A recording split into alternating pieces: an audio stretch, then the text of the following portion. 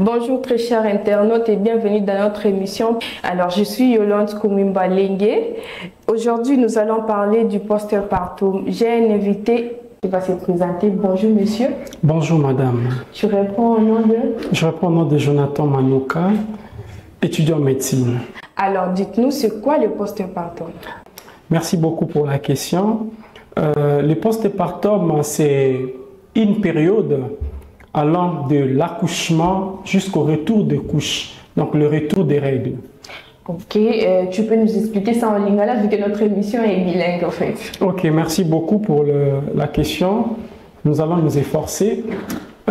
Les postpartum, ezali période où ebandi kobandaka mwasi auti kobota kino kozonga na komona makila na ye oto bengaka retour ya règle. Des périodes où on a demandé un postpartum. Alors du tout, pourquoi est-il important de parler du postpartum? Ok, merci beaucoup. J'aimerais que l'on sache que les postpartum, c'est très important parce que c'est une période très cruciale. Nous parlons de cela, pourquoi? Parce que nous avons fait un constat et des remarques qu'on a fait. On a vu que dans nos milieux hospitaliers, voire même après la sortie à l'hôpital, bien des femmes connaissent des complications du postpartum, entre autres des hémorragies, ainsi de suite. Donc, c'est pourquoi on s'était dit, nous devons parler de cela pour essayer d'éclairer l'opinion publique.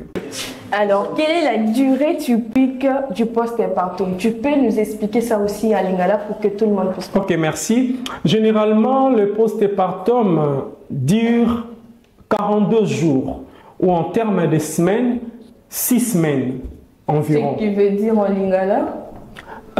En lingala, je dirais généralement période où tu kolobela ou ebandaka kobandako bota kino mukolo mwasi aboti kino amona lisusu makila na ye et ça la 42 jours to 6 semaines. Combien de phases avons-nous en postpartum? En fait, en postpartum, nous avons 3 phases. Nous avons la phase immédiate. La phase immédiate, c'est une phase qui commence de l'accouchement et cela dure généralement 24 heures.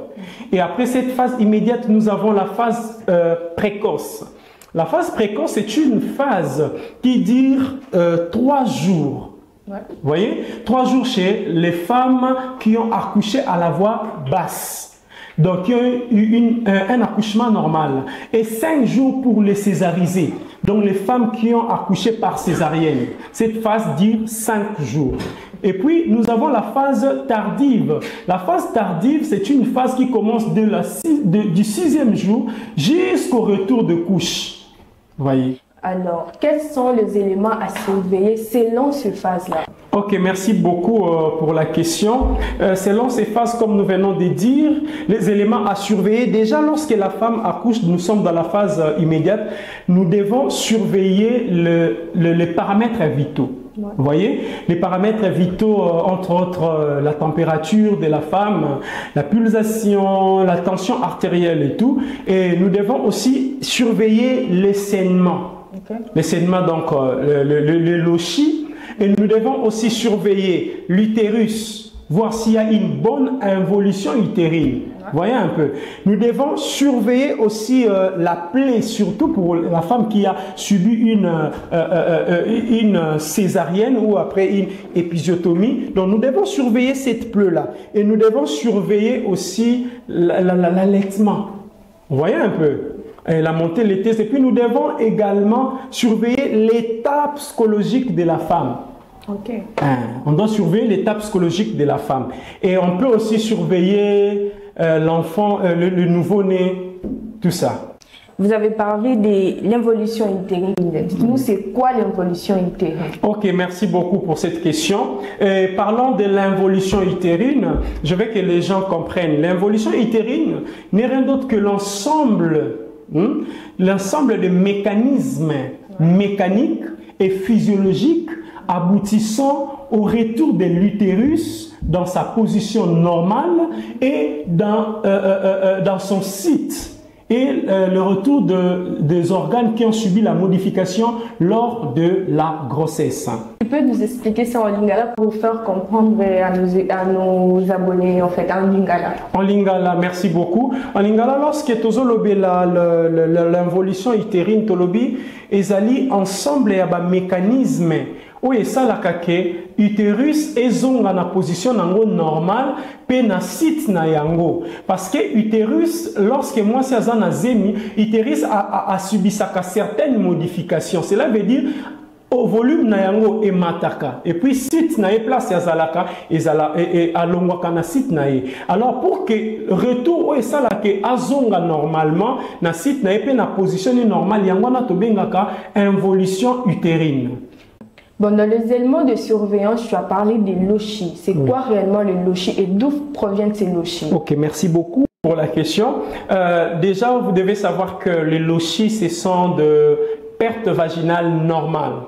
Vous voyez, ça provient de la plaie cavitaire. Okay. La plaie cavitaire, c'est quoi? La plaie cavitaire, c'est une plaie qui proviennent lorsque le placenta, parce que le placenta s'attache à l'organe maternel. Ouais. Et après l'expulsion, il y a délivrance. Lorsqu'il y a, après la délivrance, quand le placenta sort, il y a maintenant, là où il était attaché à la plaie, plutôt à l'organe maternel, lorsqu'il se détache de cet organe, il laisse une plaie. Et c'est cette plaie-là qu'on appelle la plaie cavitaire. Et cette plaie-là fait quoi? Il sécrète. Et ces sécrétions-là, on appelle ça les sécrétions cavitaires. C'est ce qu'on appelle le lochi. On peut faire comprendre à maman, ok, merci beaucoup. Tant que tozo lobela makila wana est placé où taka tozo ko lobela na involution utérine tozo loba lorsque moi si azana zemi et ezana nino tobenga ka koko ya mwana oba mama bazana habitude obenga koko mwana biso na terme médical tobenga ka yango placenta. Alors placenta azalaka attaché na utérus. Vous voyez, où ezali organe maternel, utérus. Alors, lorsque moi si aboti moi na abimi, ok?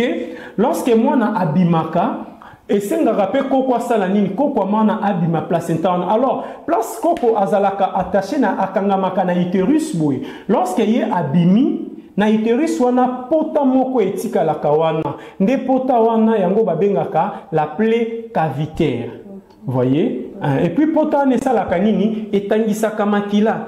Yango moni tobengaka makila wana ezala na petite quantité de tobengaka yango lochi. Okay. Et lorsque vous avez parlé de l'involution utérine, vous avez dit lorsqu'il ne rentre pas. Lorsqu'il ne rentre pas, on l'appelle comment? Ok, merci beaucoup. On parlera de quoi? Merci beaucoup pour la question, madame.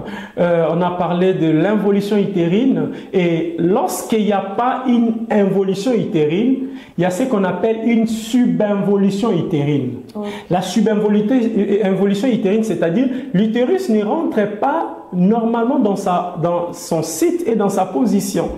Vous voyez un peu. D'accord, merci. Et quelles sont les pathologies qu'on retrouve en postpartum? En postpartum, on peut retrouver des hémorragies du postpartum primaire et secondaire.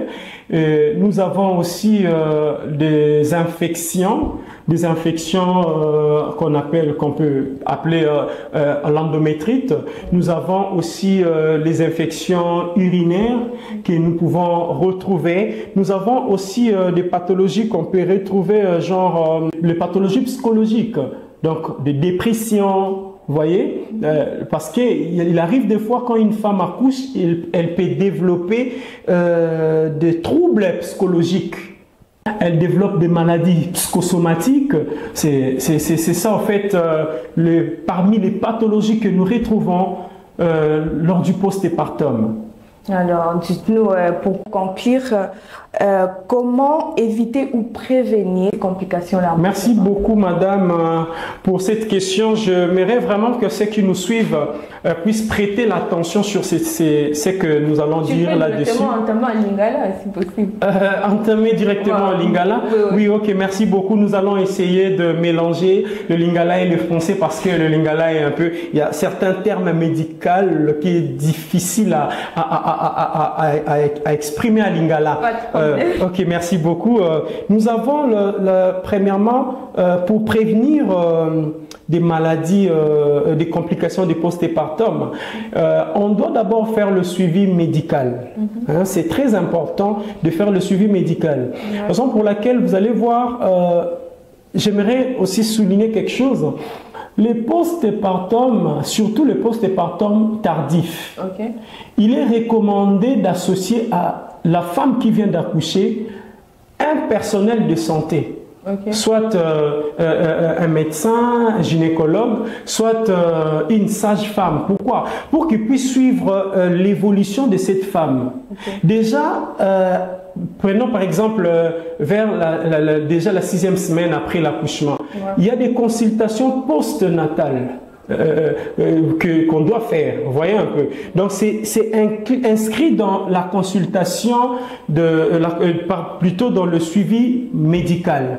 Et il y a, comment dirais-je, on doit faire une surveillance, comment dirais-je, surveillance de la cicatrisation en cas d'épisiotomie.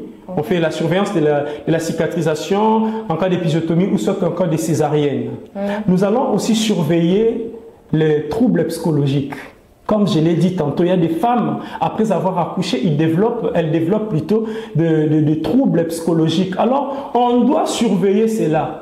Vous voyez un peu, on doit surveiller cela. C'est pourquoi j'ai dit qu'il est important d'associer plutôt un personnel soignant ou une sage-femme. Et aussi, on doit surveiller l'environnement de cette femme. La femme qui vient d'accoucher, on doit voir, elle vit comment, là où elle vit, cet environnement est comment. Vous voyez, on doit faire une aide sociale aussi à cette femme. La femme qui vient d'accoucher, elle doit être surveillée, elle doit être soutenue par les gens de sa famille. Entre autres, on peut voir, son partenaire peut le soutenir. Soit les personnes proches d'elle peuvent le soutenir. Pourquoi? Parce que cette femme qui vient d'accoucher, elle ne doit pas faire des exercices intensifs. Vous voyez, la femme là, elle vient d'accoucher. Quand elle fait trop des exercices, ça peut entraîner des complications du postpartum. Vous voyez un peu. Alors, nous devons surveiller aussi l'hygiène de cette femme-là. Si l'hygiène n'est pas bien surveillée, cela peut entraîner des complications postpartum. Ça peut lui entraîner des infections. Vous voyez un peu. Des infections urinaires, ainsi de suite. C'est pourquoi il est très important, après l'accouchement, pendant cette période de postpartum, de surveiller toutes ces choses. Merci beaucoup. D'accord, merci très cher Jonathan de nous avoir enrichi avec ces sujets. Ça a permis à tout le monde que tu es en train à Lingala pour faire comprendre à tout le monde. Alors, merci pour aujourd'hui et merci à nos abonnés. Je vous invite à continuer à vous abonner sur notre chaîne.